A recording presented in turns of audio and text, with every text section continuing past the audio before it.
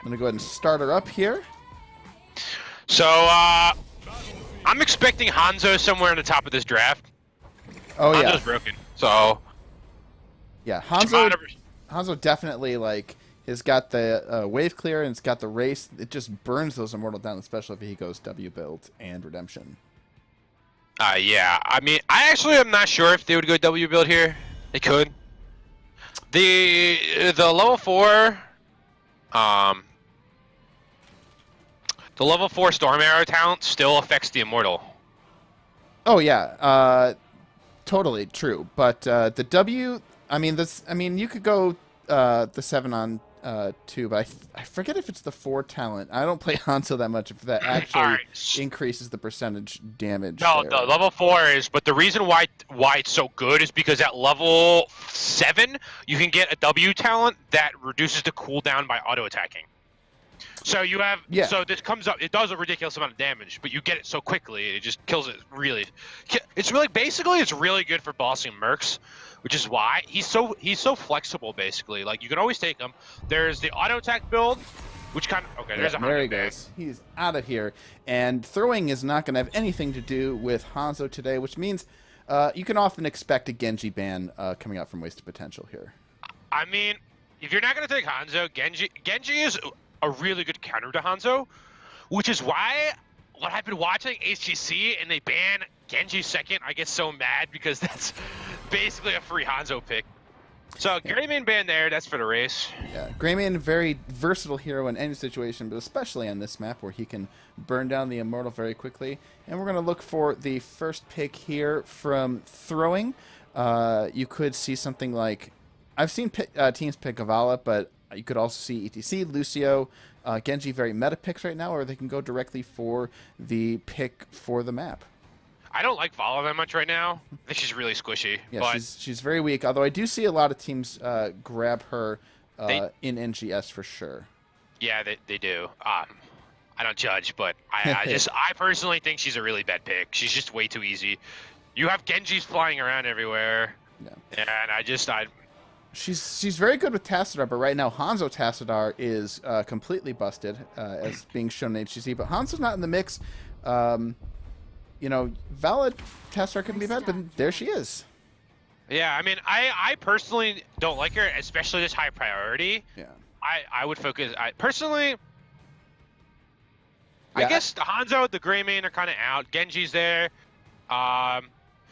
Probably something a little bit more flexible might be like Gul'dan or Li Ming. Yeah, and if you're Wasted Potential, you can try and take advantage of the early Vala pick here by going for a good amount of dive, starting to ban anti-dive heroes like your Brightwings or your Lucios or your tank. Yeah. And you can expect throwing, I think, to go for a strong frontline here with a Vala. Yeah, I mean, I'm actually not sure how good Brightwing is after he got a slight health buff. That hasn't been live in HGC, I don't think, yet. So we don't really know if it's good or not, if it's beneficial. Potential there. But, I mean, like, this is the thing about Vala. She has to be close to her target. ETC, Li Ming. Li Ming, of course. Li Ming, a good response there. Li Ming, very good racer in her own right. She can go missile build and burst that mage down and just poke at the Immortal without the enemy team really having a whole lot to say about it. They're not able to always zone her out, and she's just able to siege that Immortal down. ETC, of course, the premium pick at the moment. He's one of them. Yeah. Although I will say, like in HGC, you have to take a look across the regions. He does specifically way better in North America than everywhere else. Yeah. You have to take into account. There's also good picks like I would like an Anubrak pick here from. Not leftovers. Wasted Potential. Throwing. Wait. Oh, yeah, wasted. Throwing. Yeah, throwing's on the left here. Throwing is on the left. The Nubrak has been a really solid pick. There's Arthas still. I don't like Arthas here as much. Artanis. Okay, so they're gonna go full race. Yeah, you see this a lot, especially out of NGS teams. They simply say, we're gonna force you to defend us off this point. And Artanis is not a bad pick, and Malfurion also very good if they're gonna start diving, if they're gonna, maybe pick up an Anubarak or maybe pick somebody else that's gonna put a lot of pressure on the Vala. Malfurion with. So I actually would have liked the Anubarak there. I think I wouldn't be surprised if Anubarak got banned right here. Yeah. I think that Anubarak is really good with Malfurion, if you've seen a lot. Like, basically the ability to dive in. Yeah, see? They are... I do believe throwing here is going to want... Yeah, there's the Anubarak band. I do believe throwing here is going to want to have a stronger front line as well. Artanis is decent, but he doesn't have the best peel. He's not good at peeling, and generally he doesn't. I don't think he combo. I don't think a Malfurion pick right here should have been taken. It probably should have taken maybe their tank, because I don't think Altanis really combos that well with Malfurion. You can put a root down on a decent swap. I don't know. Like, first of all, I don't like this Artanis pick because it's into an ETC, which if he tries to dive, you literally should just see a face melt like right away. Like, it's really like it's one of the easiest moves to throw Artanis off. Yeah, Artanis can dive in, ETC can face melt, just freeze Artanis there instead of whatever he was trying to do. So they're going to go for they're looking at a support ban here, deciding between Rhaegar and Uther. Could be, yeah, there's a lot of supports to go here for. They're going to go for Rhaegar. Yeah, Rhaegar, of course, is can do a lot of other than Karazim, can do probably the best at damaging the Immortal.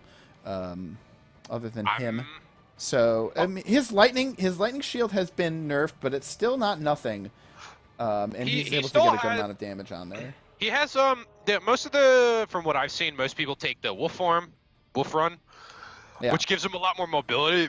So yeah, Rhaegar still. I mean, people talked about how it was going to ruin him, but Rhaegar had a lot of really good level 1 talent, so I don't think it really ruined him that much. No, I wouldn't say it ruined him, but it certainly ruined a specific style of play. He was able to clear waves insanely fast. He was actually the #1 DPS before his nerf on damaging the Immortal. And they go for the Alarak.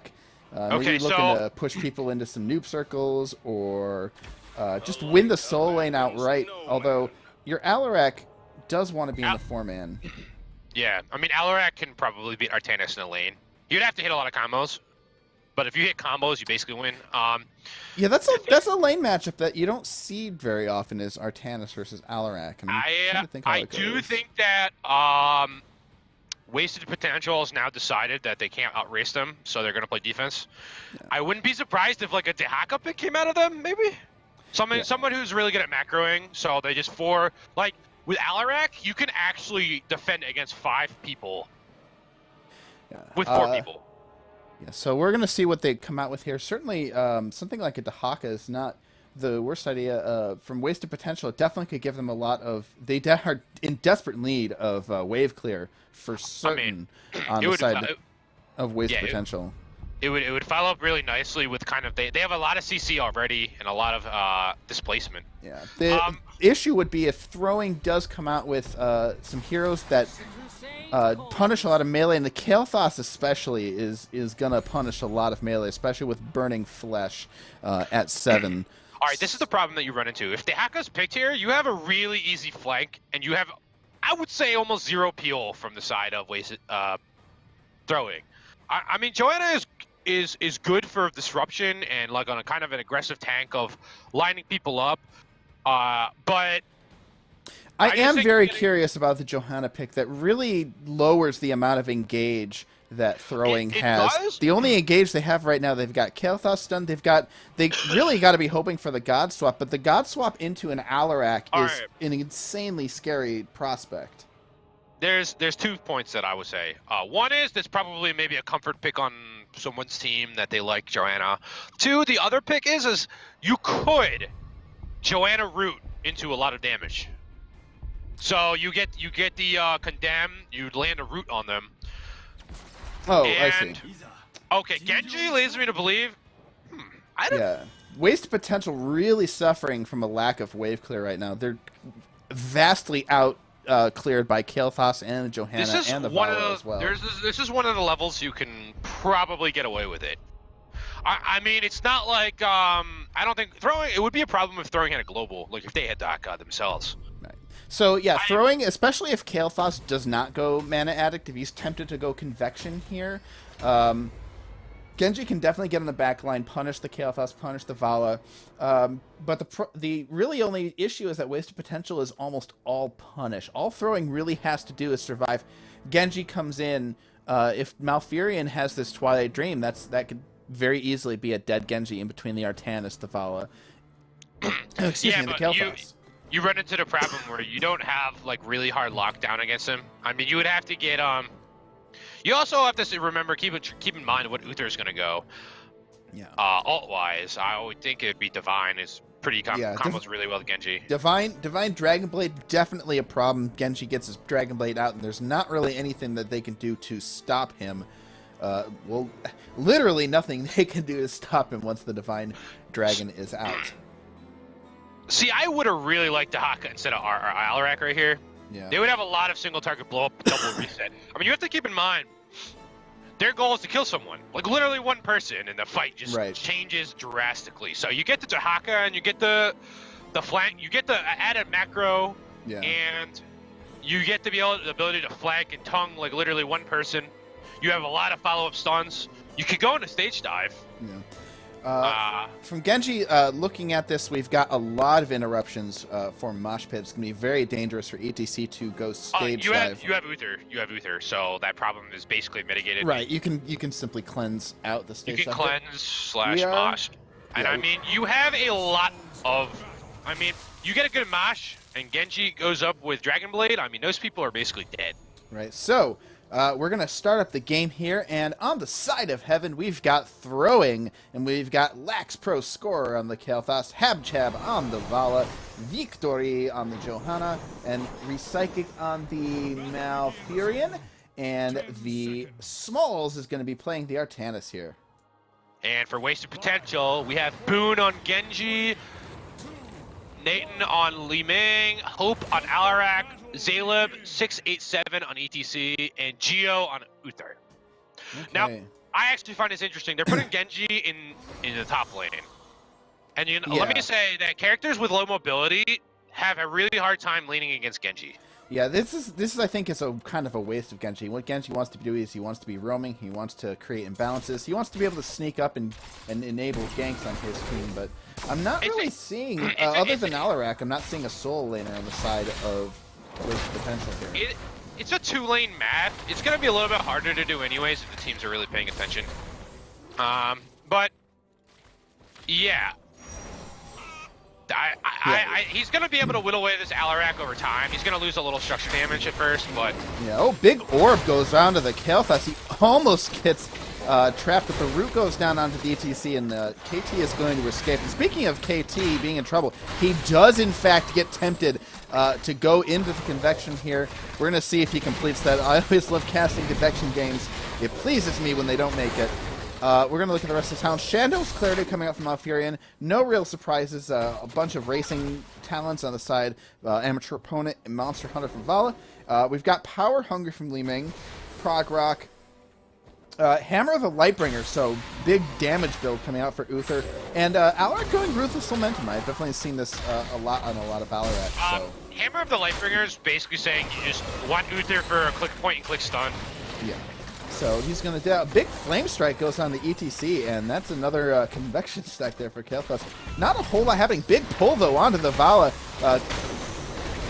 Johanna pulls out with a Condemn. Uther is all out of mana, and the Vala Kael'thas damage is too much and goes down. Excellent pull in there. Very subtle, but that Condemn really set up that kill there for Johanna. Yeah, like I said before, one of the options they have is to Condemn into roots. So that's probably what they're going to be looking for a lot. I mean, the problem you run into is that if you don't get a lot of targets and then that... All right, looks like throwing is going to go and take this camp bottom. ETC realizes this immediately. The rote completely stops. Oh, doesn't completely stop him. He's going to contest this point. Facemal tries to get everybody off the point. There's the pull and a huge double signs. Kael'thas, there goes those stacks, but a huge Condemn. Vala is still putting damage to that ETC, but it's not going to be enough. He's going to get the heal, and he's going to push everybody out, and that is going to be a stolen camp there for wasted potential. Yeah, good job. That was a little scary. I questioned that a little bit, but Kael'thas was pretty low there. he knew that. I guess he knew his team was coming. So let's see what these teams go around for the Mercs. Meanwhile, up top, it looks like Artanis is having no problem against this Genji. It looks like Genji is a 4-man gank here on this Artanis. Artanis getting a little too cocky in winning this thing here. He backs up. He sees this coming in. He's probably been told missing, but it's far too late. He's way too out. And that is a kill for Artanis, and that's a great pickup for Wasted Potential. So they get a kill ahead, 2 kills to 1, and they grab that. We stop him from soaking experience up in the top. Looks like Throwing is going to try and defend down here. Johanna condemns for vision up here by this Immortal.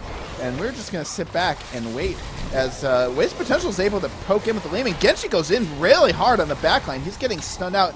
Orb comes out and stops him. 3-man power side on the backside for ETC. And Vala, meanwhile, is just getting Genji to death. Artanis comes in. Genji's shields. But he's dead. Yeah, he trades out 1 for 1. He missed the Swiss strike, so unfortunately he wasn't able to get out. Not able to dash back out before he gets killed. A lot of damage here going out of that Kael'thas, so he has to back out. He wants to preserve the convection stacks that he does have. In fact, how many does he have? He has 1. He has a whole stack. Oh, maybe more now, too. Uther absolutely low on mana. They've got to back out their healer. Very much in danger. The peel comes out from ATC, slides into the people. Huge silence. Oh, the shield came out just in time. Alaric does manage to get out, but Genji comes in. He's going to try and finish him off here. Genji, meanwhile, they're all trying to collapse on him. The protected, by the way. ETC, though, getting burst down the face melt is going to save him. But meanwhile, up in the top here, Li Ming goes down in the backline. Just carnage everywhere for both these teams. Yeah, I'm going to have to say that it's a little bit hectic. I think that some of the teams are not prioritizing correctly, it looks like. Oh, a lot of damage. The big stun goes on the Genji, but he's able to back out. ETC slides through. He has to face melt and walk away. Missed swap there on the Genji from Smalls there on the air. Taz, big root goes down, doesn't quite catch the Alaric, but the Gnem pulls him back forward in range. They almost all go down. A huge flame strike comes out, but the counter damage kills Vala. Everyone's looking incredibly low in Waste Potential. Uther goes down, but the Ghost Form is going to heal everybody back up just enough.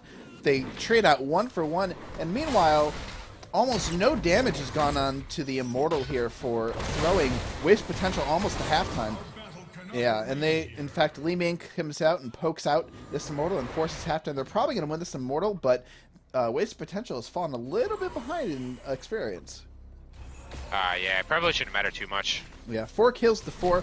Kael'thas at 7 convection stacks. They're going to come in and finish this Immortal. Johanna's coming in. Yeah, big foreman onto E. Genji E dashes out and E's to safety, and they're able to back off, but Uther stuck here trying to hammer down this Immortal. And Alright, he's running away from his healer. People tend to get really greedy on the Shrine, and instead of backing up and just poking it down, they kind of just go all in on it. Don't back up. And that was a clear mistake right there. Yeah. I don't think it'll punish them too hard because they only lost Potential looking to poke out damage here. Oh, the flame strike goes on to the ETC, takes him down. ETC steps out just a little bit too far. Kael'thas getting some good damage out here, but Li Ming wastes the Johanna. Excellent shot there by Nathan, really threading the needle between all those different heroes and doing a good job. That Seeker damage is really doing wonders for them. Yeah, Kael'thas is in trouble. He's gone. Genji stays on him, and down he goes, and there goes Convection again. That was a little bit of an overextension on the Kael'thas' part. Yeah. Meanwhile, Genji is getting focused down here. Oh, he's out, finds a Malfurion, low on health. Ming Ming gets a reset. Vala goes down. And that's an excellent push there from Wasted Potential. Really, they chase pretty far, but they make it worth. Yeah, I mean, they had the Kael'thas, like, before, so double reset. I mean, the problem is that you can't, one of the things you can't do, you can't sit too far where you shouldn't be, you know? And I think that both teams kind of got punished in a way for staying too long. The difference is that when a team wins the Immortal, you really have to back up. We got Boone down here sneaking this well as much as he can. Little cheese here. Artanis comes down. Are they going to 1v1? Yeah, no, he E's out. Goes for the swap, not make it. Meanwhile, this Immortal gets the fort down by half health. Wasted Potential, not really pushing in too hard on this. Li Ming's just kind of poking at this fort from afar. That's Seeker damage doing really a lot of work on the PvE for Li Ming. Li Ming jumps forward, tries to get an orb onto the Kael'thas, and she's focused down as well. She gonna make it out? She does. She just teleports back out in time. Big stun goes onto the Vala, but Uther, man, Uther, what are you doing, buddy? I know you're trying to get those auto attacks, but you really just Uther feed reported. Yeah, I think they're chasing a little bit too hard on some of these kills. Oh, big silence goes on to Vala. Yeah. I'd have to say the Alarak player here, Hope, I think that he's playing a lot more collected and not overextending for kills. Oh, big orb right Kael'thas. Fine, ETC body blocking that Kael'thas, and not that he had any convection stacks to begin with, but he's back down to 0 again. They are doing an excellent job of punishing Tor position here. Yeah, actually, now that I think about it, I feel like Johanna is especially bad here because a good proportion of the. Oh, and speaking of Johanna, completely caught out. She sort of walks up, and you're not invincible. You're just indestructible. And they're going to invade this camp. I don't know if they're going to get there in time. And yep, Genji jumps in. Here's the slide. The face melt is going to ensure Malfurion goes down. Vala tries to throw out an ult, but it's going to hit everybody, but it's not going to cause a whole lot. Kael'thas looking in vain for those convection stacks, only gets 1, and they're going to come in and steal this camp. He's going to get invaded on there too. Yeah, let's see if they figure out if Artanis is down here. ETC sees it, not in time. Okay, so that's a free camp, but that's probably going to be a dead Artanis. Tries to swap out, but there's the Alarak pull. Oh, Genji ease in, but he finds... the D shield has to come out, but his jump is not even up in a wasted D shield. Gio, what? Yeah. Oh, and Uther goes down. Oh, that was a very. That was a gimme. That's a mulligan. I think you need to let Genji die right there. Yeah, Genji's got to communicate that his jump is in fact not up, and the Divine Shield is not in fact going to save him. But man, that's a mulligan there for throwing. Really, given sort of wasted potential comes out and says, you know, we've been going hard on you this game. We're going to give you just a little chance to come back here. So throwing gets really in on this Immortal. They're going to get this Immortal probably to halftime, but a big pull on there, but it's Johanna. She's going to be okay. But the big Mosh comes in, immediately stunned out. It's going to go on an 8-second cooldown rather than the full cooldown. Genji in the backline. He's got the Dragon Blade out, but he's using it to escape. He's not really getting a lot of damage. It's not going to work out. The Kael'thas damage is too much, and Genji goes down. Genji ending up where he doesn't want to be, but ETC goes in for the Mosh again. He gets another early interrupt. It goes on another 10-second cooldown. Meanwhile, Johanna just punishing this Uther up here, trying to get a bunch of damage. Oh, and ETC went down in the bottom here. Vala, I believe, got the kill there. Meanwhile, up here, they're still chasing this Uther. Li Ming providing some damage in the back. Okay. Yeah, Alarak looking for the Kael'thas damage. The counter strike dodges the flame strike, but the root is going to make sure. Oh, Divine Shield comes out just in time. That was a good Divine Shield. Yeah, just off of cooldown. Very lucky there. Alarak looking for that big stun, not able to line everybody up. The root there is not going to protect Johanna from going down. Alarak very deftly avoided that root and able to get the kill. Flame Strike comes out onto Uther, and Kael'thas has been doing a lot of work here. Valor's not going to be able to kill that Uther. The Phoenix comes out to deter the return, and throwing grabs themselves a Immortal. Yeah, unfortunately they lost a few guys, so not going to push as hard as they would normally, but... Yeah, it's really rough to lose your tank here at this moment, but Kael'thas back up to 8 stacks on his convection. Oh, and the big stun onto the Alarak looking for the pull kill. Gets stunned by the Immortal, and a ton of follow-up damage ensures the kill. They're staying here way too long. Luther low on mana, not able to heal everybody up. Yeah, ETC just stays out just a little bit too far. Doesn't respect the damage potential coming out, even though they're a 4v5. They're doing a whole ton of damage. We're going to look at the heroics here.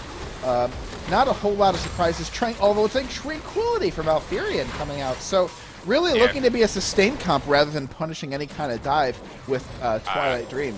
I really don't like that.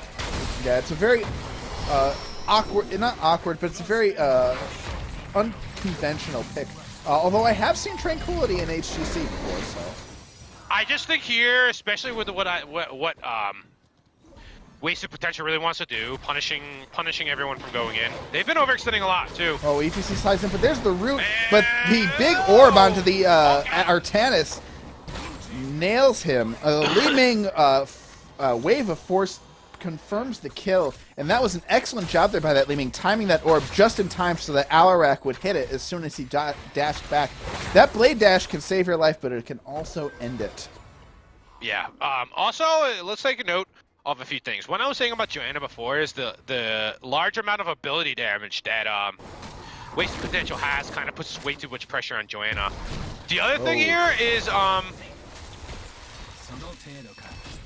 Genji doesn't quite get the gank onto Kael'thas. The pull from Alex, not quite where he wants him. He ran into a wall, but they're going to come in, and Waste Potential is going to invade this, no problem. Waste Potential feeling very confident right now. Even though they're down 15-13, it feels like they could come back into this game very quickly, although throwing has got to keep down to half health, so they're doing excellently themselves. Yeah, the other thing I was going to say is Malfurion is more of like a AoE. Oh, the ETC has to de-shield, but there's the Divine Mosh. There's gonna hit 3 people, but not enough follow-up damage, and the Mosh ends. ETC dies as the Divine Shield expires. Genji and Uther follow shortly, and throwing really bringing themselves back into this game. Vala jumps out, tries to get some damage onto this Alarak. An excellent Wave of Force, tries to peel, but Artanis has got the swap, and they've got the kill. It doesn't. Push! Oh my God, push! Get the keep! Oh no, what are you doing? Yeah, I don't know about that play. They should have pushed that Oh my keep. Goodness! You just have a Li Ming there. You can go ahead and just take. You've got minions. Kill the keep. Anyways, they're gonna go ahead and get halftime on this Immortal. 15 seconds before Alarak is back, but they've got a 16-14 advantage, and they're gonna go ahead and they can't play it safe. They've got to go on the defensive side, but at 16-14 is going to be tough. ETC slides through. He's looking for something big. He doesn't have Mosh up for a whole minute. The stun comes out, hits Alarak, but the falling sword on the back is followed up by a huge amount of damage. But meanwhile, ETC gets Flame Strike, and Kael'thas completes his Convection quest while it also killing the ETC. He's just not being careful, I feel like, a lot of the times. You know, he doesn't realize ETC's a little on the squishier side, especially when you don't have the armor out. So you should wait for you gotta wait for your team to go in to engage and then properly kill everyone at the same time. I feel like kind of he's just running in and not waiting for the team follow up. When they do get the follow up, they usually blow everyone up. Yeah, Wasted Potential thought that they could burst down the Johanna there with Falling Sword, but ETC slides in and presents himself as a target, which throwing promptly fills. So Artanis there clearing the minions when we got a full shield Immortal pushing on a keep. Yeah, this keep's gone. The question is the game over, as they would always say. Yeah, it's a very close. If they can get a pick or two, it almost certainly would be game over. This keep definitely going to go down here. The Immortal down to half length. A big swap in there from Artanis. Is Artanis going to get focused down? No, a huge orb goes on to Val in the back, and ETC takes some damage, but he's going to be fine. Meanwhile, though, this keep, the Artanis had them focus him, use all their cooldowns on him instead of on the Immortal, so they're able to get that keep, no problem, and throwing decide they're not going to push onto the core. Usually you expect them to sit there and stay and grab that, but I think they're going to go and make sure they just get double keep here. Not the worst decision in the world, but at least they're not leaving. Although Kael'thas just going back and just make sure he gets these minions, they're going to easily beat them at 20. Yeah, they're not even going to get this double keep. So this is what happens. Wasted Potential wins one fight in an Immortal, the game could be over. So I just think nothing else we get to keep. I really think they could have ended there. They had basically all their health on the Immortal with a talent tier advantage. Yeah, throwing is playing very passively, and I mean, you also they don't want to throw. You have really strong siege comp. You have Artanis, and you have Vala, Kael'thas, so I think you could have ended right there. So, 16 grabbed here for Wasted Potential. Wasted Potential really looking for this fight and throwing, deciding now that they want to push this keep. They don't want to let it go. Seeker goes on to ETC. ETC gets absolutely chunked down. Vala gets the stun. the Cleanse has to come out. Falling Sword in an attempt to try and follow up and get this ETC kill. Johanna gets stung. Here comes Genji through, but Li Ming wastes Vala in the meanwhile. Genji jumping through. ETC is looking for the mosh pit, looking for the Divine Mosh Pit. He's really on health, and he's going to get Artanis. The Dragon Blade comes out, and he's swiping, trying to kill onto this Kael'thas. The stun comes out, but Kael'thas is almost out of mana. There's not much Kael'thas can do to stop from dying here, except for a heal from Malfurion. Malfurion keeping this Kael'thas alive. Johanna trying to peel for everybody else, and that's a huge engage from Wasted Potential. My goodness. Although, that was a really good route right there, because if he had Swift Strike, you would have landed into that, so that was good thinking on Mal's part. Yeah, meanwhile, Wasted Potential's got a Shaman Camp pushing top. They're able to come in here and grab this one bottom. I mean, they should grab this forward. Yeah, Throwing had a camp pushing bottom, but it got cleared pretty quickly, and it's not really going to suffer Counter-Strike there used, but I mean, it's going to be back in 30 seconds, so no big deal. Alex going to post up in this. Smalf is dead. Smalf is dead. Yeah, looking for this gank. The root comes out to try and self-peel. There's the stun. There's the big stun from KT. Oh, the KT damage is humongous. KT with a snipe there over the wall, able to make that a 1-for-1 trade. Now that trade is in favor of Wasted Potential, but at least it's not a gank. Right. Yeah, I think that could have been a little cleaner. Yeah, Wasted Potential. Yeah. Oh, sorry. No, it's fine. Go ahead.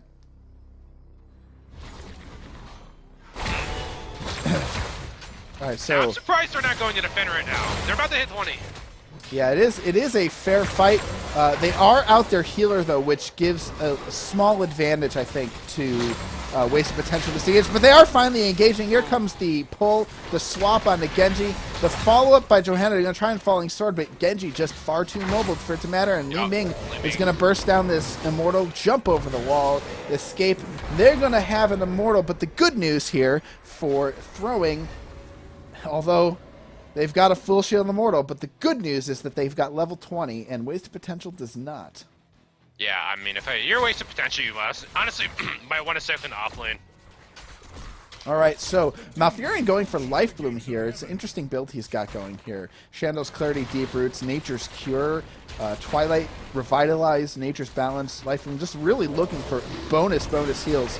Everybody else, Artanis going for Nexus Blades, Ranker coming out for Vala, so really looking to keep that for more survivability, and Master of Flame. So Convection Kael'thas not going for Flamethrower. Very surprised to see that. I think maybe he feels he's getting a lot of value out of those bombs. Not sure, but meanwhile, this Immortal pushes right through the fort, although Throwing has got catapults on core. They've got to send Genji back. They decided to send Genji as their best clear at the moment, and it looks like it's very possible Throwing could clear this Immortal before it takes down the keep, although with the Li Ming poke, it seems very unlikely that they're going to save this keep. So this keep, it's going to be very close, that's though. The triple one, that's Eller. Oh, they do. They save the keep. Li Ming not able to get those orbs. They're able to block the Li Ming damage onto that keep, and it hangs by a thread, so Throwing maintains their keep advantage here in this game. Yeah, I mean, Li Ming probably could have made it a little bit lower. Yeah. Missed a few of the magic missiles. Okay. But like I was saying before, like they'd be level 20 right now if someone was taking the other lane. And I mean, pushing into a 20 with a fort and a keep, I didn't think it would get that far, honestly. Yeah. But very lucky. So they're going to get 20 now, and it looks like Throwing is really just pushing this issue with the camp all the way up here, really trying to force this bottom lane so that their top lane can push, although Wasted Potential has got that camp. It's going to prevent them from having to go back too much. ETC slides way out in the danger, gets stunned, is getting focused down, but he's getting focused down. He's getting hurt a lot. He's looking for that mosh. He's not going to get it off. Death but he mosh. gets he was looking for the death mosh the whole time. I didn't check his 20s. Artanis steps up and gets chunked up, but there's the Divine Dragon Blade trying to finish off this Artanis, but Genji's going to get burst down and killed before he can go down. Meanwhile, Uther killed in the back, and Wasted Potential does not get the engage that they want. Uther's going to be back, but that's going to be a 2-for-0.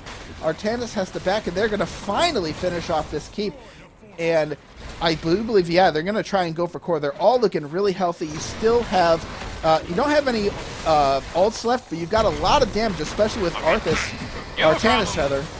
Alarak and Li Ming are two characters you don't want to try to end against. You want to be careful ending against. Yeah, it's going to be very difficult, especially if Li Ming gets any of those resets. That you guys could find yourselves all dead in a long time. Seeker bursts out Vala huge. Alarak looking for a pull. They're not going to get it. They're going to back out. Throwing. They're going to back out. They get the core down to 83%, and they're going to be happy with that, and they're going to be happy going and getting this Immortal. They've got 17 seconds without Genji.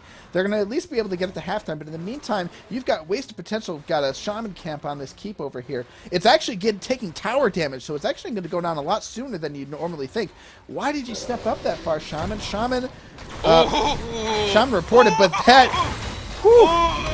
That was a really good move by Alarak. Yeah. Incredible burst against the Johanna. She's going to get out. She's going to Malfearon's going to heal her all the way back up. Iron Skin going to be popped just in time. Almost got a key pick onto that Johanna. And Wasted Potential almost pulls himself back in this game. Wasted Potential almost has all their ults back. Yeah, and there's Artanis. Artanis looking for the big swap. Doesn't get it. And Wasted Potential is going to look to push forward here. Yeah, Easy looking to bully. Just gets out, walks back into the Phoenix, looking for the Deathmatch, gets two, and they're going to get the Johanna, but Indestructible being procs. Johanna, Genji goes in on the back with the Dragon Blade, trying to get the Vala, does get the Vala. Can Genji survive?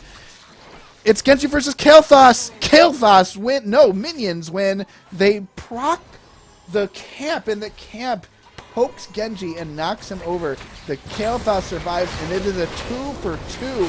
With, meanwhile, Cat pushing on the core the whole time. Uther dies. I don't believe Uther has his trait up. No, he is going to die for real after this, I believe. Yeah, he is going to die. And the core is now taking catapult hits and throwing going to be able to get this Immortal down to halftime. It's going just so slow, though, because they don't have any of their racers alive. Yeah, just a little bit of an overextension by Team Wasted Potential right there. Yeah, Li Ming getting a good amount of damage.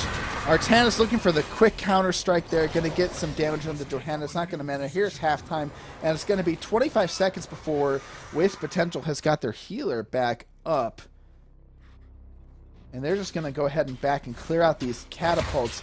47% on that core. They need to defend this, though. Yeah, Immortal's absolutely game. They have to get a full wipe here before this Immortal is killed. Uther or not, this is the last stand here for Wasted Potential. Here's the Mosh onto 2-3. Vala comes in, interrupts the Mosh, but not before the damage goes on to Malfearon. Malfearon props Trank. EGC in the meanwhile going down, gets the Death Mosh off. Alarak in the back getting too much damage to keep fighting. Genji getting too much damage. They all have to back up, and it's game over. The catapults are on core. The Immortals are theirs, and Wasted Potential just doesn't have the life bars to finish their assault. An excellent engage, but they're not able to finish it off. This Uther is going to go down. Divine Shields just to be annoying. And he's not going to go down without a fight. The Immortals pushing 9% on core, and all we can do is spray and dance. And maybe if anyone wants to BM, now is the time. 1%. How long will it stay? Johanna pokes it, and it goes down, and that's game one, going over to throwing. Yeah, I'm going to have to say that Genji, Uther, ETC, the kind of the front line-ish, were really overextending a lot. Yeah. Yeah, ETC, if you guys haven't seen, Jay Howe made an excellent video about power slide and its relative danger, and ETC was always going for those 100% dangerous power slides. Yeah. Sometimes it's better to get behind him and power slide to your team, you know. And I think he was sometimes at times just chasing way far ahead of his team, and like I said, if you don't realize, sometimes you can get blown up really easily if you're not paying attention. Yeah. I think a lot of both teams had some really good plays. The Alarak play was really strong. Oh yeah, Alarak's made some amazing pulls. Yeah. I just think they needed to be a little bit more patient. Wait for the power slides. Don't overextend. I think it would have been pretty good. They had trouble with their macro. Yeah. It was real rough, and I think You know, ultimately, I didn't really notice the wave clear on the side of Wasted Potential hurting him too much, but it definitely was not easy defending, especially once when throwing has such a race strong composition. They're gonna win Immortals, and if you don't have wave clear, you're gonna have a bad time. Well, defending against the Immortal is not a problem for them because they have a good single target damage. Well, yeah, the Immortal for sure, but like it pushes all your lanes in, and it means that you need to have that much more wave clear to sort of fix it. And ETC didn't go any wave clear at all. I might have liked stage dive coming out of him instead. I know it's typically you don't see it on small levels like that, but you could have pushed out some waves, go right into the back line. Yeah, ETC unfortunately like really had to he was trying to die as hard as he could in order to even get any sort of value out of Mosh during that game. Yeah, I really think that he was trying way too hard to make plays and not being patient. We're going to a macro-oriented map now. It looks like Tomb of the Spider Queen. Yeah, Tomb of the Spider Queen is Throwing's map pick, and so I think we're just waiting for one more person. I have to switch some people around here. Who do I gotta switch? I gotta switch this guy. And I think everybody is correct. Yeah, I think so. All right, let me get a little ready check here. Yeah, so Team Wasted Potential really needs to make sure they're not overextending and they're just trying to focus on getting the proper follow-ups. I think if they do that, they stand a much better chance. But we'll see what kind of comp they play here. Yeah, and actually, I would besides like the Artanis, like the Johanna Kael'thas, that's the kind of comp I want to see on this map and not on Battlefield of Eternity. Yeah, Joanna, Kael, or Joanna. We've seen a lot of Joanna Jaina in HCC, but basically just pull the waves together, clear it real quick. Yeah. I mean, it makes a lot more sense here. Looks like we are ready to go, and we are going to go right into Tomb of the Spider Queen. And this time, I'm going to switch the scene. I'm going to have to say Wasted Potential's Genji. I don't know who was on Genji, but it didn't seem like he was always really comfortable on him. Maybe you should shy away from him this game. Put him on something a little bit more he's more comfortable with. Yeah. I'm assuming Hanzo is first ban, or maybe they let the Hanzo go through. Yeah, it's very true. So, Wasted Potential, what I would do is ban, I don't know, something that they did well with last game. Maybe ban Kael'thas, maybe ban Vala. Mm-hmm. Who was their support last game? Malf? I wouldn't ban that. Yeah. Also, Malf did a very good job of keeping people up during that game. So he did. They didn't get the Twilight value you normally expect, but I think Tranquility wasn't horrible there. It definitely did work, but it wasn't like. I mean, ETC and Genji would have been punished horribly by Twilight Dream that game. Oh yeah, absolutely. So I still think that Twilight Dream was the way to go there, especially from them overextending. We have the Sylvanas ban. Yeah, they're hovering it right now. It's with her changes, man. It's just I don't even why bother. There she goes though. Yeah, I'm not a big fan of Sylvanas in general. I think that she tends to do a lot better in lower rankings and lower organized teams. But if you see at higher levels, they never pick her. Generally, yeah, you get she punishes comps more. She punishes mistakes very hard, severely. Yeah. Sylvanas definitely a win more hero, but with her recent nerf, unfortunately, the Lost Soul is really where most of her damage came from. So by having her, she was just able to throw out Shadow Dagger after Shadow Dagger, and it's only a nerf of a couple seconds on cooldown reduction, but that's a lot of damage if it spreads among 5 people. We have Greymane coming out from Team Wasted Potential, and it's a good solid pick. Get the Mercs, wave clear. Yeah, Greymane, always a great hero. Definitely a very good first pick on this map as well. Cocktail can bring a lot of value. I'm assuming maybe the Kael Joanna's coming out here, or like Kael random mage. Yeah, there's a lot of ways that you could go in here. Not Kael random mage, Joanna random mage. Yeah. For the rotations. Yeah, and it looks like it does feel like Throwing values map-oriented heroes a little bit more than other heroes. So we could see like the Johanna Kael'thas coming out here. We could see the Gul'dan getting picked up here right away. Gul'dan is very strong on this map. I think that if Throwing lets it go, maybe Wasted Potential could pick it up. We'll have to see. Yeah. Jaina's been a much higher priority in recent times. Yep. I'm hopping on the Jaina train. Sonya. Yep, Sonya, always good for clearing this map. She was nerfed a little bit, but that just sort of nerfed her damage a bit, so I got a little bit... Now, I don't like a big focus in a Diablo right here, especially with the Greymane out. I think Diablos can be good, but I think I would wait a little bit longer. And also, I'm not sure how good Sonya is right now. It's hard for me to say. I don't know what build, but I think maybe there's probably comfort picks, I would say. Yeah, Diablo, definitely no slouch. If you don't want to pick ETC, Diablo is definitely a good choice and can work really well with the Sonya. Now, the thing is I think that the Diablo pick would get punished by ETC right here. Now, to be fair, he didn't play the greatest ETC last game, so I don't know if they're going to put him on him. But the one thing is, Malthael, that's a good pick. Yeah, Malthael to go up against the Sonya. It looks like Wasted Potential expecting a solo lane in the bottom lane here between Malthael and Sonya. They pick up the Malthael to win that lane. And Lucio comes out, and he's going to be really strong against that really slow front line. Yeah, Lucio very, very good at this moment, especially paired with the ETC and with the Malthael. Lucio is almost a deny pick when you grab the Malthael, as well as being very good on your own team. We're going to see what Throwing decides to ban here. It could be ETC. Yeah, pretty good against Sonya and Diablo. Yeah. Yeah, ETC definitely probably the strongest tank up at this point.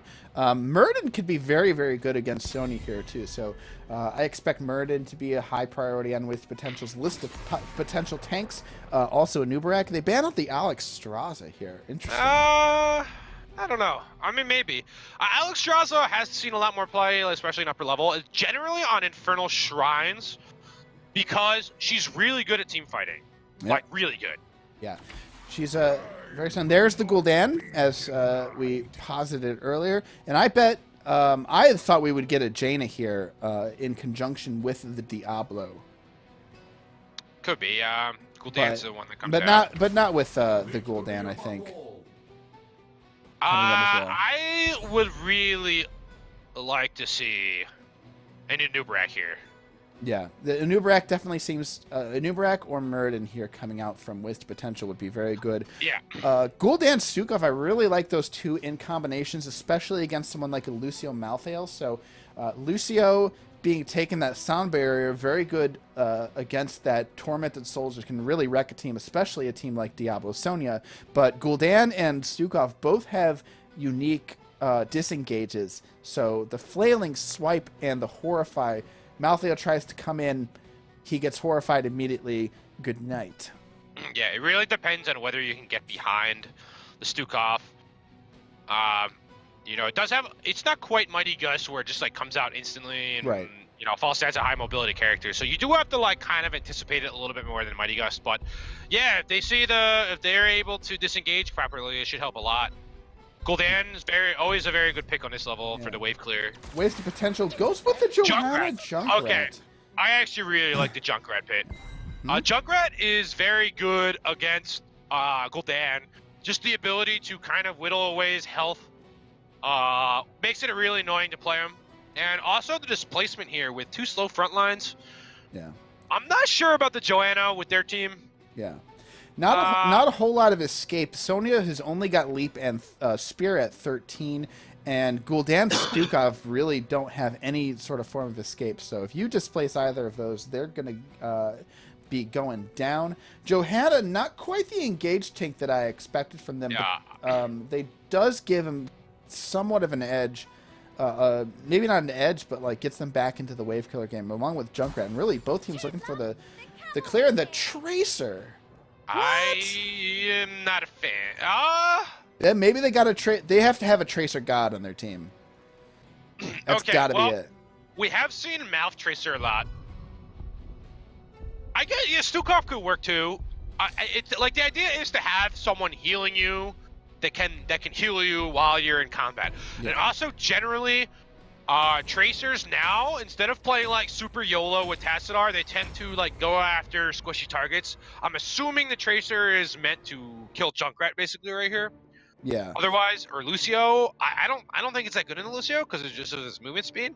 Yeah, and you can in theory kite Malthael, but if Malthael gets onto you, Tracer, she has to disengage entirely. Does make sense against Malthael. Yeah. And Joanna is one of those tanks that's not going to be able to peel a Tracer off very easily. Yeah, Tracer does have more escape for the Junkrat bomb. And that they definitely needed burst on their team, and Tracer can definitely provide that. You know, it's just that the prevailing wisdom is if you get a Tracer on your team, you like almost have to have a Tassadar, or at least an Uther, somebody like you said that can heal her while she's in combat. Okay, well, what I've been seeing is Mouth, and the reason why I think we've been seeing Mouth so much with Tracer is because how Mouth works now. He's like Restoration Druid, which apparently I don't know about, but basically you throw Regrowth and it goes for 20 seconds. You never have to worry about her later, and then you can heal her while she's in combat away, and you don't have to worry about being close to her. That's the reason why I think we've seen the Mouth Tracer. The Mouth Stukov can kind of work in the same way. I don't think it's quite as good. You can throw the... Okay, go ahead, sorry. It's okay. Let's see. We've got Repsychic being annoying on the Stukov. We've got Habchab on the Diablo. Lax Pro Scorer on the Tracer. Victory on the Gul'dan. And on the Sonya, we've got Smalls. And for Team Wasted Potential, we have Geo on Luciel, Nathan on Junkrat, Zaleb playing Joanna, Hope on Greymane, and Boone on Malthael. Okay, looks like everyone's going to go right to their respective lanes. It is going to be the Sonya versus Malthael, the battle for the ages, and the 4-man up here is going to just sit and hope. Lax Pro Scorer looking for a flank, maybe try to catch somebody rotating. Going to back off there. Yeah, I mean, Malthael's going to win this lane. Absolutely, and you can always see, like, both teams have crazy wave clear. Meanwhile, Boone has left the game. It's not casters. Yeah. There we go. There's the pause. I was going to say, he looked like he was kind of, he looked like he was gone for a second because he was just standing there. All right. Okay. Looks like... I'm going to have to...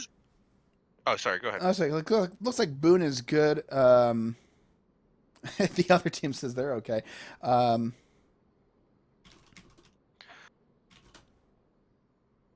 Yeah, so the ETC ban makes a lot more sense. That could punish the Tracer a lot more. I don't know if they were planning on going Tracer. Joanna is all right into Tracer. You're going to have to focus. You don't really have good peel against Tracer is the problem. We're going to have to see how that turns out, if they're able to keep out the Tracer and be able to, you know, get their Junkrat poke and their Greymane poke, or if they're going to be able to just kind of dive in there. Yeah, okay, all right, we've got everybody back up. Everyone stopped lacking. There's a big Horrify coming down, and wow, the wave clear of these teams is just insane. Malthael definitely winning this lane. No, they've got a split here. They're gonna Throwing deciding that they're gonna have just Gul'dan up here clearing this wave. They're gonna push it all the way to the towers here. Well, yeah, they're just splitting how they're doing this rotation. This is sort of a no-win situation. These top two lanes. Meanwhile, Malthael certainly doing a little bit better, but Malthael getting a lot of damage onto the Sonya here. We're going to take a look at the level 1 talents here. Stukov going for the growing infestation. We've got Devil's Due here from Diablo. Slipstream. I don't see this talent very often from Tracer. That reduces the amount of time on your recall by 1 second. So instead of going back 3 seconds, you go back 4. Okay, they might... Yeah, Habchab stepping up real far. Trying to get a push for the counter kill, but gets the Johanna. So she doesn't take a lot of damage, but Diablo gets out. Now, I'm curious whether he had his concussion mine up, because he could have thrown. He got caught in the other trap. I don't forget what it's called. He could have thrown the mine down, and boom, he's out of position. Yeah, very well could have been on cooldown. Johanna getting so many coins here. Spider buttons. Yeah, I'd probably try to take the opportunity to turn him in soon. Yeah, all right. So we've got this fight going on here. Malthael just totally obliterating these waves. Meanwhile, we got block here from Sony. The only way she can really step up in this lane. Junkrat going for travel distance. Fear the Reaper.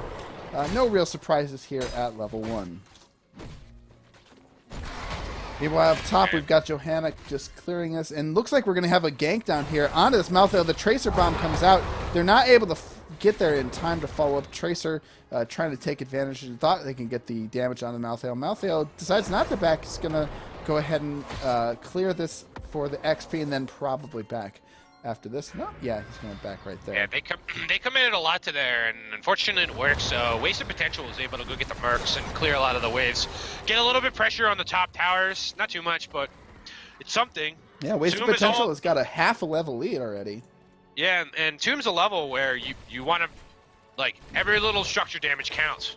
They're probably going to come in and push in with this camp a little bit, I would think. Yep, they're pushing real hard in this camp. This mage minion still up, giving him the spell power defense. The bomb comes out, tries to put Diablo forward, but pushes him back. They're going for the invade right now. There's a Sonya Spear in the flip! Yeah, they should keep going. Oh, but instead Sonya takes a whole lot of damage. Maltha, in the meantime, caught in the front line, does take a lot of damage too. 45 gems there on the Johanna. Has to back out. Iron Skin getting her out. Tracer seeing if she can cut. No, she decides that is too much, and they back out. So 1-for-1. It's a good time to turn in. Yeah, Johanna needs to get rid of those coins. Yeah, 45 coins. That's almost a full turn in for the side of Wasted Potential. Meanwhile, they're going to continue pushing this in. They're going to get probably this full wall. Tracer goes after the Greyman, but takes a whole lot of damage instead. Tries to flip him over the wall, but Junkrat takes all that Gul'dan damage, but he's going to mine away. He's going to be just fine. Yeah, I know about that. Yeah, he's going to Nathan's going to have to back, though. And meanwhile, they got to clear. They get the turn in before throwing. Yeah, and I mean, this is really good positioning. You got level 7 on them. Malthael's got the bottom wave pushed back a little bit. He's about to get rotated on right now. Let's see if he... Yeah, they're waiting for the rest of the team to see if he can get him, catch him out. And this is... he should have seen this coming. Looks for the juke, gets around the smalls, but the Tracer Pulse Bomb is not enough. Doesn't get the damage, and Malthael survives that onslaught there. Okay, the rest of them pushing 4 onto this bottom lane. Meanwhile, Junkrat's pushing top. This Spider is probably going to get this front wall, but I'm not sure how much else Elle can get. Sonya comes out there. The silence prevents them from stepping up too far. This Spider's going to go ahead and go down. Yeah, they're going to get some of the tower there. The front wall is basically completely gone from the mid. Basically, with the first Web Weaver, your goal is to get towers.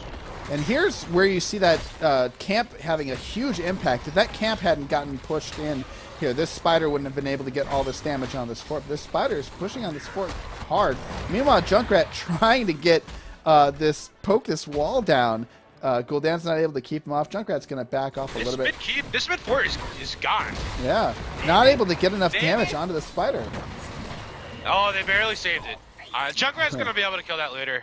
Yeah, he's going to just show up and put some English on it, and it's got that extra damage. He could probably do that from this bush. So, yeah, he's going to step up and... Oh!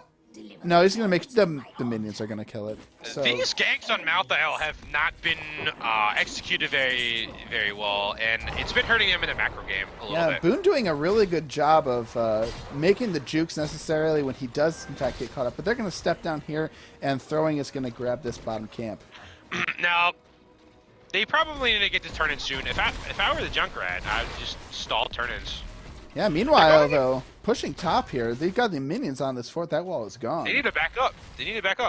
Yeah, rotating, coming hard. Tracer comes in, gets some damage onto Junkrat, looking to see if we can get the kill there. A lot of damage comes out from the Gul'dan. The Pulse Bomb misses, though, and they're going to escape unharmed.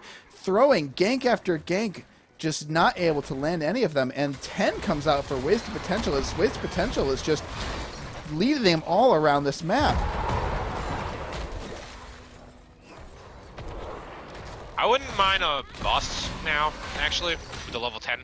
Yeah, level 10, they've got to make something happen, take advantage of this long amount of map control that they're going to have here.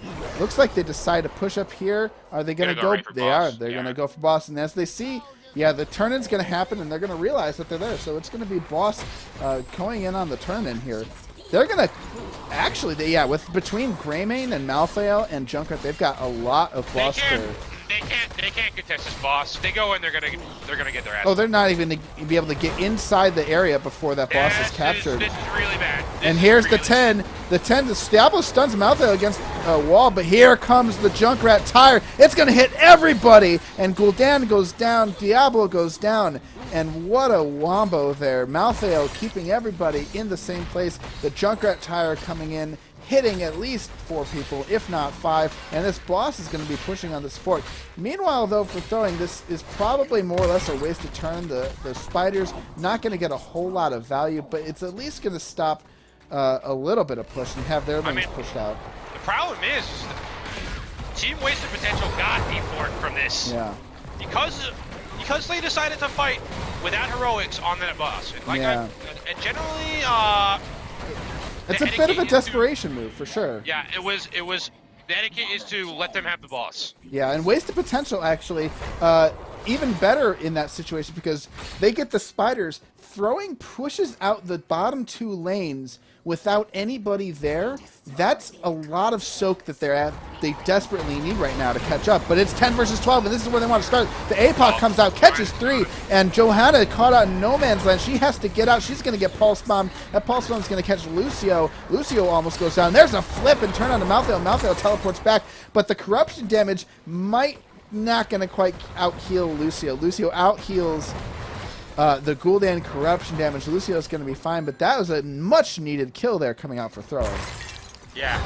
I'm surprised they went right for turn-in. I would think they would try to push out the waves a little bit, go for the mercs, wait till level 13.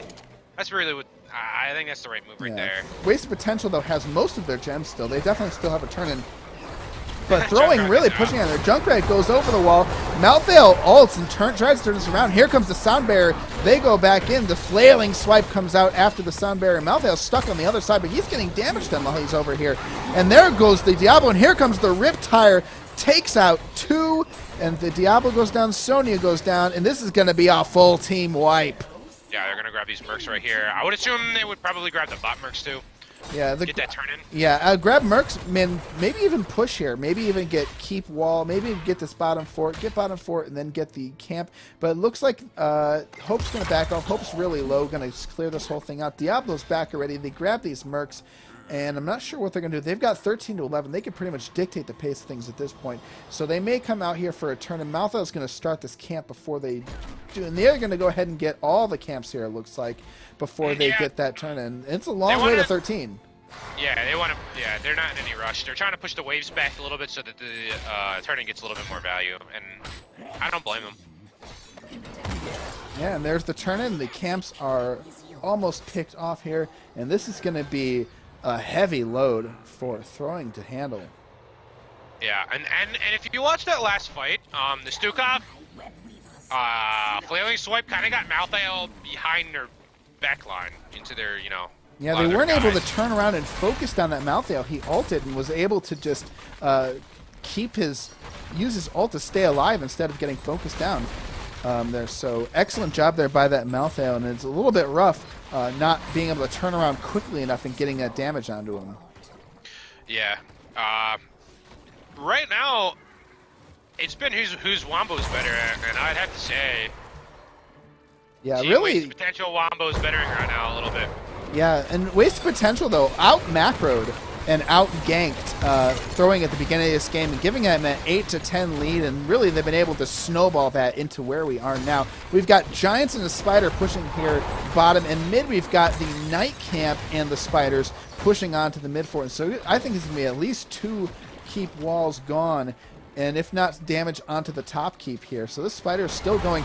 Johanna steps up, condemns out, gets flipped over by Diablo. Ironskin comes out to be fine, and here's the ult from Malthael, and the Sonya goes down in the background, and the Sound Barrier ensures that they can continue this chase here. They're pushing way far forward. This keep's not quite dead, but the Diablo sure is.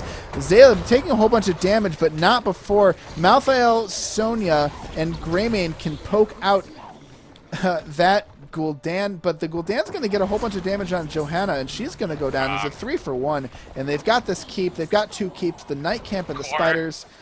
And, yeah, I would go core. They could look at core here, but it's going to be only 11 seconds before Gul'dan is back up. Sugov looks for the silence. The Greyman's just focusing his core, and with this camp, they're going to get a lot done. This could be it. They're going to have to pull off a really good defense. 34%, 33%. Here comes the APOC. Greyman dodges it. He's still hitting the core. They're not able to get on this Greyman. The Greyman doing so much damage. Gul'dan trying to suck the life out of him. It's not going to work. And wasted potential comes back for the 1-1 draw in this match tonight. Well done. Yeah, that was a lot more clean, that game. Absolutely. Very fun game there to watch, and we are going to see if we can't get both captains in here for an interview. All right. And just do the little, let me contact them here. There's one.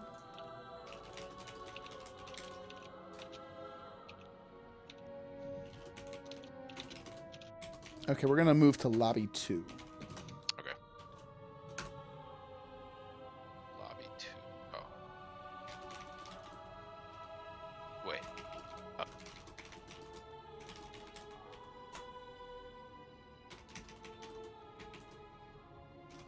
Wait, we go to lobby 2? Yeah, we are going to move to... I'm just talking to everybody, making sure everybody thinks so. I will see you there.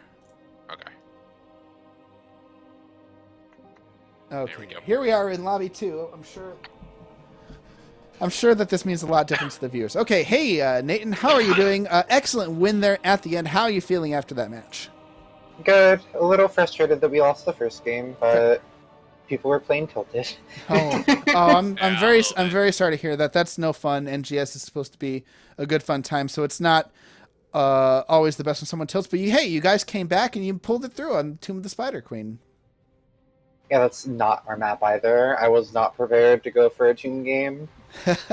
Well, you pulled it through, and I have to say the Malthael Lucio did wonders for you guys. Your Malthael player really picked it up during that last game.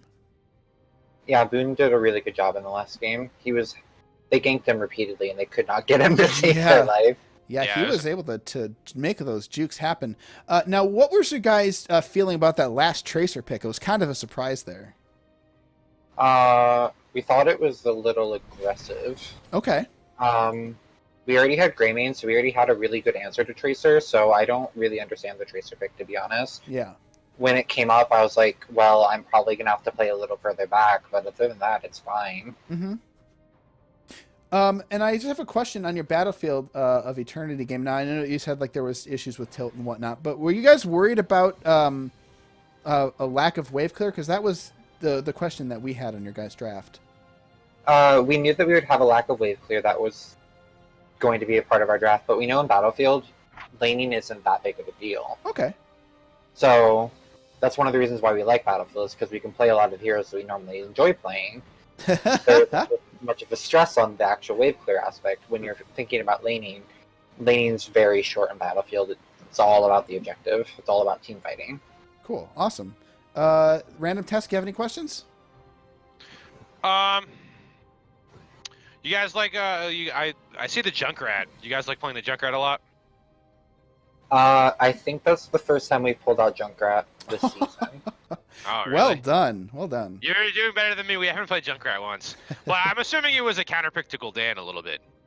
Yeah, we were like, there's a Gul'dan, we kind of need wave clear, let's go ahead and take the Junkrat. The Junkrat seemed like the best option. I didn't really want to generic Kael'thas into Diablo and Sonya. And Junkrat's a little safer, and I knew that with the mobility that Junkrat has, along with his wave clear, that I would be able to continue applying pressure that game without really having the chance for them to pressure me. Cool. That's good. Yeah, only other thing I was thinking. I don't know. Not much to ask. The only thing I was thinking about was in the first game. Do you ever consider the triple melee with Alarak? Because I was thinking actually instead of Genji, if you had a Dehaka, the back. We were considering Sonya as another option on that. In that draft, we were deciding between Sonya and Genji. We thought that we would get a lot of value out of Genji, but Boone wasn't having a very good game first game, and Zayla wasn't having a very good game first game. So between the two of them, between our tank and our Genji player, we weren't really having a very great game. I think our picks would have been fine if people were playing to their max potential like they did in the second game. But we did definitely consider a triple melee, but we decided that we wanted to exploit their weak back line more than we wanted to be frontline heavy. Cool. All right. Well, thank you so much, Nathan. We're gonna and well done in that game. Thank you. All right. We're gonna have the next captain here. I know how that feels. My team and we always have these games where we just manhandle someone, and then the next game we get manhandled. It's a consistency thing, you know. Yeah, trust me, I get emotional about this game too, so I know how it goes. It's just you know, we're not pro teams, and we don't practice every day with our team, so sometimes it can be. Oh, there he is. Hey, Recyclic, how you doing? How you feeling after that match? Actually, very good. Awesome. I think we were. The other team was favored, so getting in a draw. I mean, disappointing to be sure, but no, I mean, like I'm not totally against what we did because, I don't know if you've watched any of our previous matches against Order of the Sleeping Dragon, Jailbait. Yep. We don't, and this is like a little insider thing. We don't really make a lot of shot calls. We kind of stay silent, and that's something we really need to work on. This time around, however, we were shouting stuff out like, "Go here, go there." And while a lot of these were not good calls necessarily, we were communicating more, and I definitely think that this was an improvement in our very cool performance. That's a great feeling, man. Yeah, no, I mean, once again, like I'm disappointed, but I'm not. It's weird. I'm disappointed, but I'm not. Okay, fair. So I will ask you some questions about the match you won. First of all, you were the Malfurion, so I got to ask you, Tranquility Man? Yes. You know what? I generally try to go Twilight Dream because that seems to be the obvious choice. Right. But in that situation, what I noticed is that their team was fairly divey. Well, fairly, it was extremely divey. Right. I knew that Genji was going to be on me. I knew that ETC was going to be on me, and Uther is a melee character, so he's probably going to be running in too. And so I figured, you know what we need is more defense. So I went with Tranquility to go for that passive armor boost. And I don't know if you guys noticed me just throwing out random regrowths. Like they'll already they'll already be at full health, but I'll throw a regrowth on them anyway. So but that gives them the passive armor. So yeah, I decided to go Tranquility for more of a defensive approach as opposed to offensive and counterattack. Okay, interesting. Normally most people would say, oh, I've got dive, I'm gonna do Twilight meme. I'm just gonna meme them as soon as Genji dashes in. I've never heard it argued from the other perspective, so that's super interesting. I only just think that the problem with I think the Tranquility having the armor helps, but having healing over time, I'm not sure about, but it worked pretty well that game. It happened to work. I have a couple more questions. The Vala, were you worried about her as far as being very fragile? Not really. We first picked her, right? Yeah. So the first pick is generally you want the strongest hero you can possibly have, and then we wanted it to be map based. So that wasn't really a concern for us. We kind of figured that something etc like would happen, but we actually didn't expect the Genji, which was a surprise to us. Okay. And my last question, never mind, it's me. Kael'thas Convection, that's ballsy, man. Yeah, he's a ballsy guy, Lax. He's one of those guys, all or nothing. You know, he wants all of it or go home. You know. Yeah. And speaking of Lax, actually, you guys went Tracer as a surprise last pick there on Tomb of the Spider Queen. It definitely could have been effective. Like, what was your thinking there? I actually okayed it.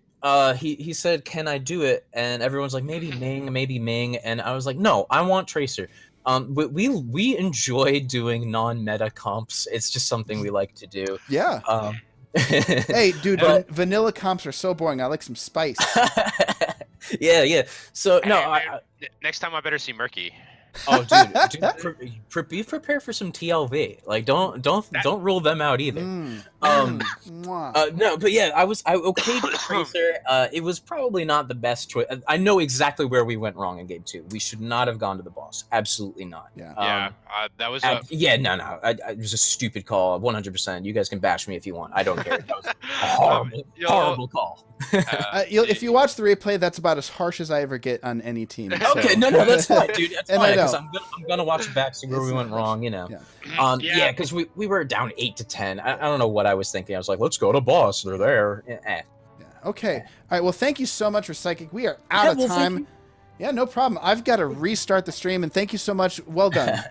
All right. Thank you, guys. Good game, man. Okay. Good game. Oh, well, no, you didn't. All right. All right. See you guys. Good Later. games. All right, ladies and gentlemen, that'll be it for now. Again, throwing in wasted potential, going on a 1-1 draw here in Division B East. My co-caster has some random tasks. How'd you enjoy yourself? It was good games. Got to see some interesting picks. Got to see Junkrat. We got to see Tracer. Nice. Yeah. Awesome. All right, well, I've got to get going. There's a next game falling almost immediately. I'm going to restart the stream, going to get it, stop it, and then get it back up. It'll be a couple minutes before it starts up again, so stick around. Who do we have next? It is... Oh, Mortis Victa versus Pandulis, right? Okay, yeah, Pandulce or something. Yeah. Pandulce. Yeah, what's up, man? All right. Hey, what's up? Yeah, is this for a coin flip? Yes. Okay, we are live right now, so I'm going to turn the stream off, and I'll be right with you. Oh, my All right. bad. See you guys in a bit.